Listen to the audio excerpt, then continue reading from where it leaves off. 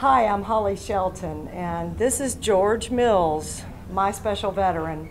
George is the reason that this Pearl Harbor Honor Flight Initiative, as I started it in the beginning to call it, he's the whole reason for it, because George and my friendship has grown over the years that we've known each other. He said to me several times, you know, I want to go back to Pearl one last time and stand on my 10-10 dock and say goodbye to my lost comrades.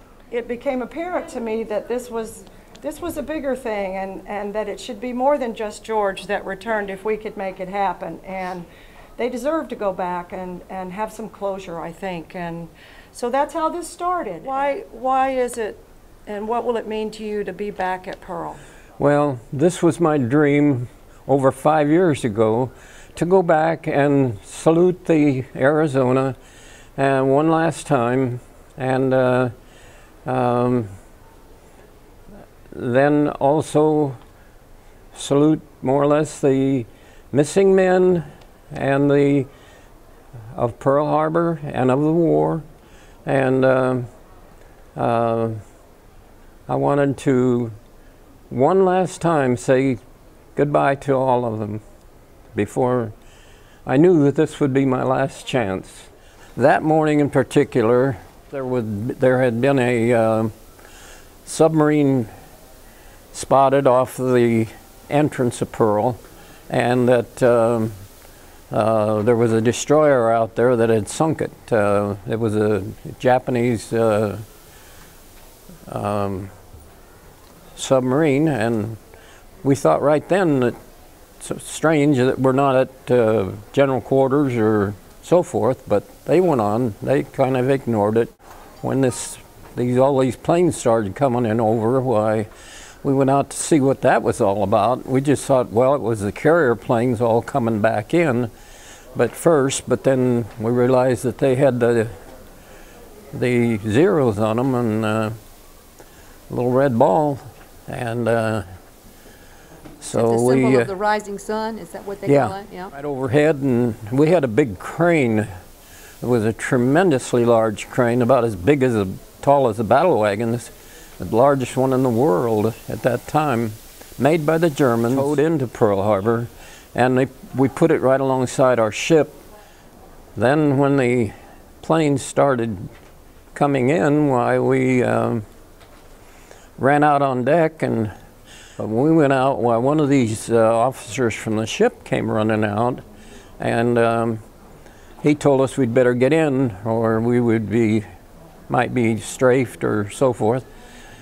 But it wasn't very much of a chance with that big crane up overhead, because they had to go up over it and then come back down, and to drop their torpedoes into the bay.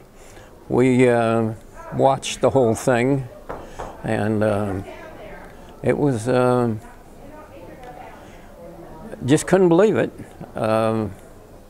Even to this day, it was so unbelievable that to see those torpedoes drop, and nobody did anything. There was nobody tried to run interference to accept those from going to the battle wagons, which the destroyers would normally do, and but there was no one there to do that, and they hit the battle wagons, and then there was this one big bomb that went right down the stack of the Arizona that blew it up, and that was a tremendous explosion, and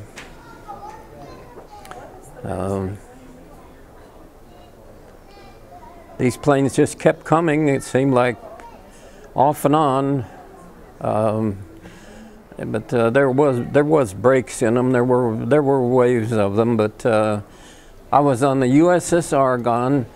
It was a AG-31. It was a World War I ship that had been was converted to a sort of a repair ship. The crew of it did repair work, and also to the flag of Commander Service Force. At that time, I was first class yeoman at the time of the Pearl Harbor, but I did attain the rank of lieutenant. I was made chief, as my hat shows over here, and then on this side I made commission. And when I made my commission, they transferred me to landing craft, and I was then went in on several of the landings throughout the Pacific. Why is it, and what will it mean to you to be back at Pearl?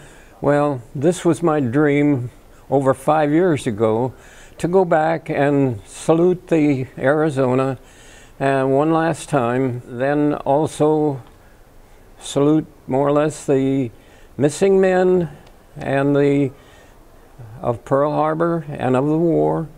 And I wanted to one last time say goodbye to all of them before I knew that this would be my last chance. And I think you're going to outlive us all. Well, thank you. We're going to make sure you have that chance. And I think Ronnie figures in there somewhere too, doesn't she? Yes. I wasn't going to join the Pearl Harbor survivors. I thought it was just another flash deal, and I wasn't going to join it, but she made me join it. Ronnie was his wife. And she convinced me to join it, and she is now here in the cemetery, and I think she is probably the only widow, wife that has on her tombstone that she was a Pearl Harbor survivor. Yeah. It's there on stone, and I don't think anybody can remove it. Amen. And you guys are always going to be in our hearts, and nobody can remove that either. We love you. Yeah. Thank you.